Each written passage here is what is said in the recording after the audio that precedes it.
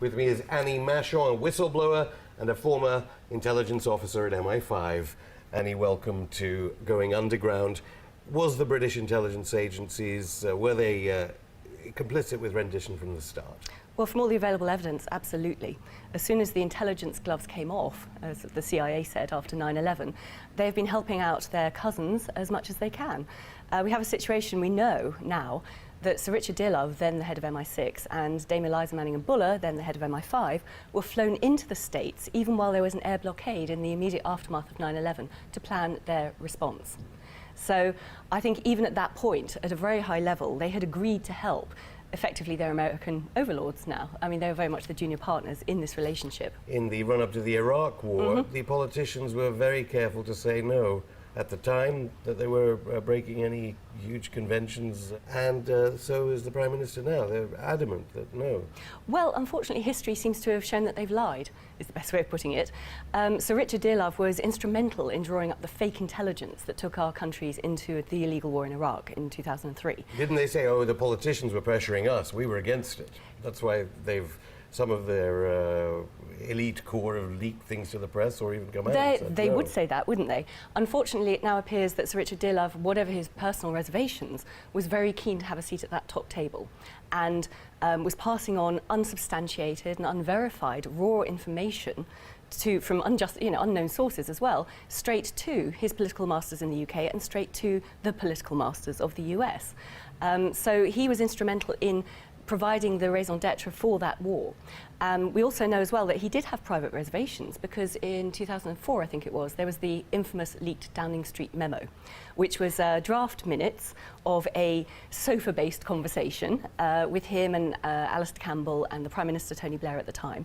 And even he is marked in those draft minutes, C, the head of MI6, saying that the policy was being, the facts of the case were being fixed around a preconceived policy to go to war. And he was worried about that. He obviously wanted to have that in black and white in that memo. Yes, whether or not they actually made it into the final minutes is another matter. But yes, so he said that at that time, but that didn't seem to stop MI6 mainlining this raw information, unverified information, which was used not only by Tony Blair to justify the war in the debate in Parliament on the eve of war, but also by Colin Powell at the UN. And the information he used there was the fact that Iraq was trying to acquire uranium from Niger. And this was based on fake documents that MI6 had acquired from Italy. And without verifying them, they'd fed these fake documents into the UN process. As we know, the Valerie Plame thing. But staying with the rendition, so Binyam Mohammed, Mozambique, Bishar el-Rawi, all saying that they either saw or knew that there were British intelligence officers during their torture at Guantanamo. Well, not just Guantanamo. I mean, Binyam Mohammed is probably one of the most egregious cases, because he was kidnapped and taken to Morocco. And it was there that, I mean, stress positions and all that are terrible enough and are indeed torture. But his information, his evidence was that he was strung up and he had his genitals repeatedly cut with a razor over a period of time.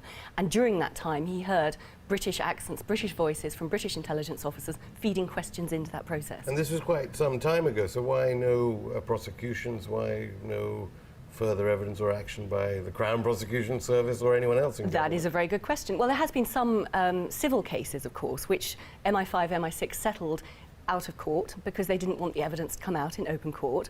And now, of course, what we're looking at is, in response to that, there has indeed been action, but not to hold the spies to account for torturing British people, rather to ensure that if they are caught out again in the future, any case will be heard in secret.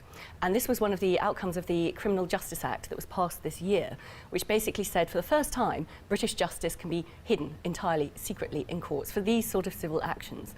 And I think this is put in place with another very notorious rendition allegation around Abdel Hakim Belhaj, who was the Libyan resistance fighter who was kidnapped. Jihadist. Yes, kidnapped from the Far East with his heavily pregnant wife, taped to the floor of a plane for hours at a time, including his wife, and taken back, extraordinarily rendered, kidnapped, back to Libya, and handed as a gift to Colonel Gaddafi, who was still at that time in power. I think it was 2004. And the evidence has come out since Gaddafi's fall. Papers have emerged from the former head of the Libyan intelligence. They left them lying around in one Libya has to on the wonder ground, if that was just carelessness or it. if that was a sort of insurance policy left by the very wily head of intelligence, Musa Kusa, before he fled to the UK and then fled to Qatar. Who knows? But the point is, this stuff has now come out. It says very clearly that a very senior MI6 officer was saying, here, Gaddafi, we want to cement our new deal in the desert, our relationship. That case is going on at the moment, though, isn't it? Well, we don't know, because now the secret courts have been brought into being, and they were rushed in to ensure that the Belhaj case was held in secret. It may already have happened. I mean, this goes against almost 1,000 years of evolution of British justice, which was supposed to be seen to be done in public with a jury of your peers. The defenders of British secret courts would say that at least now the cases are being heard, whereas when they arrested people during the days in Ireland and so forth, the cases wouldn't even be heard at all by a judge. At least now they're being heard, albeit in secret. Well, one thing, they are sort of partially being heard, but only the representatives, only the government, the prosecution, is allowed to pick the lawyers they want to use. The person who's bringing the complaint, some say Belhaj or someone like that, is not allowed to appoint the lawyer they want, who might be, you know, a very famous civil liberties lawyer like Gareth Peirce or something. So they are only allowed a specially appointed government lawyer who has been vetted, who can't speak to their client, who can only try and intervene in any way they can, and then they can't feed back to the client. This is incredibly one-sided justice, as well as being incredibly secret justice. So it does mirror the diploc courts from the bad old days in Northern Ireland. There's no doubt about it, because the laws are all in place. Sure, they're only being used against a small minority, small groups within the UK or across the world at the moment. But the law, of course, applies to everybody. Now, one of the dangers is if they move the goalposts of those laws, they change the laws in future. For example, you might be out there waving a placard on the street, you might be part of an Occupy group or something like that, and you could, in the future, be deemed to be a domestic extremist or even a terrorist. And as soon as, of course, you're deemed to be that, you lose all your civil liberties and can be snatched and taken abroad or thrown into a secret court. And it's not just these civil cases. There were arguments around whether or not 2 terrorist suspects should be tried in a criminal court in the Old Bailey in secrecy. So, of course, there's already mission creep from what started out as just civil cases against the UK spies to major criminal cases being held in secret. And this was all obviously, people warned about this as these laws were passing. There was a lot of concern. Even the lawyers vetted by the government to act as the special representatives in these secret courts banded together and told the government they disagreed with it, and yet it's still being forced through. Well, let's get back to British state torture.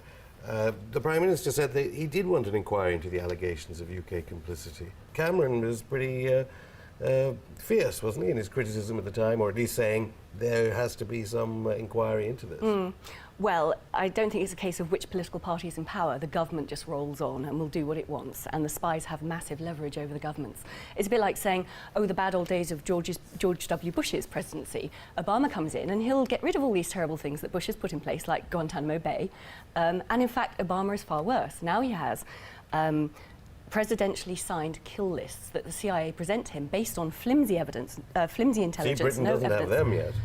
Well, Britain is probably feeding information in about supposed jihadist suspects, no doubt about that, because the relationship between the US and the UK spies is incredibly close.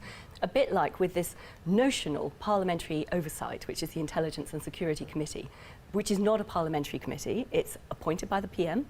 It reports to the PM, and the PM can vet its findings if he doesn't like them. So all this is done very much in secret. So the British secret services at the time, certainly during the run-up to Iraq, I certainly know of major broadcasting figures that would meet with them, and the security services would be telling them, it's terrible, we're coming under intolerable pressure from the government, from politicians, to mess around with the intelligence. You seem to be suggesting the intelligence services are overruling politicians. Well, the politicians have to take on trust what the intelligence agencies tell them.